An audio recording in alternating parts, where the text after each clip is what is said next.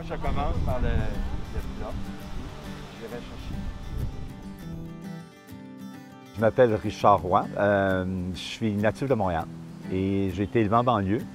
Mais moi, dès le jeune âge, si on parle de ce que j'aime beaucoup, c'est les arts. J'ai commencé à dessiner et à peindre très, très jeune. Quand on demande à des nouveaux arrivants de dire à quelque part s'ils veulent connaître un peu plus leur pays d'accueil, puis voir un peu comment ça se passe, c'est sûr que quand tu arrives avec des peintres qui représentent des portraits d'époque. Bon, moi j'en ai un qui me vient à l'idée, c'est Marc-Aurèle Fortin. C'est un grand peintre du 20e siècle et il a représenté beaucoup de peintures ruraux, des paysages, mais aussi représenté les quartiers de Montréal. Donc les nouveaux arrivants, il y en a plusieurs qui restent en banlieue de Montréal. J'imagine que ça a toujours été une ville, mais c'était la campagne.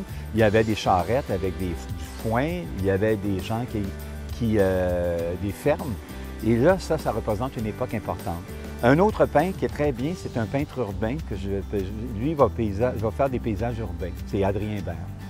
À peu près dans la même époque, autour de 1948, il va représenter le centre-ville de Montréal. Et ce qui va être intéressant, c'est qu'il va représenter à un certain moment comment les gens vivaient à l'époque, mais il reste quand même des vestiges, hein, comme le coin Pire et Sainte-Catherine. Il y a une toile, entre autres, qui montre un peu où il y a le tramway.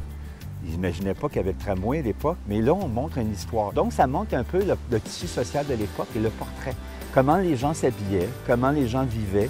Il y a Krigoff aussi qui va représenter un autre... Mais lui, il va faire des scènes beaucoup plus amérindiennes ou du Canadien-français de l'époque.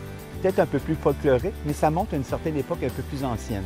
Et évidemment, moi, je suggérais des peintres comme le Refus Global, le Bordua et Riopelle, qui sont des peintres qui ont changé les choses. On signe un manifeste, 15 personnes signent, dont hommes et femmes. Il y a Jean-Paul Riopelle, il y a François Sullivan, il y a Marcel Ferron. Ça révèle un changement de mentalité. On veut sortir du clergé, on veut sortir de l'académisme. On veut montrer à quelque part qu'on est capable de pouvoir faire l'art pour l'art, de s'exprimer à travers ça, puis de se libérer à travers le geste, à travers... On va utiliser la spatule, on va utiliser différents mouvements, l'empattement de la couleur. Et c'est une façon de dire qu'on fait bouger les choses, mais qu'on peut avoir une signature québécoise, une signature du Québec à travers ça. Alors oui, il y a une contribution des immigrants qui sont venus s'installer ici au Québec par rapport à l'art. Parce que, évidemment, eux se sont insérés dans la société.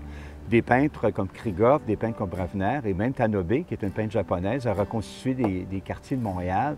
Et ça vraiment... Ils ont fait une autre façon de montrer le Québec. La culture et l'art fait rejoindre les gens. Et tout le monde a une forme de culture, de peu importe le pays, tout le monde a une forme d'art.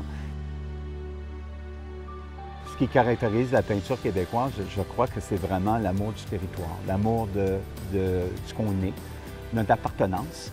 Et à travers ça, il y a toujours cette touche-là qu'on ressort dans la peinture, qu'on voit un peu, que ce soit dans Marc-Aurèle Fortin, Adrien Bert, que ce soit dans Riopelle ou Bordua. On va avoir cette touche-là qui est personnelle, mais qui vraiment, cette affinité avec l'amour du territoire, l'amour de ce qu'on est, de notre histoire. Et il faut prendre le temps de regarder qu'est-ce que les images nous disent, qu'est-ce que ça nous transmet.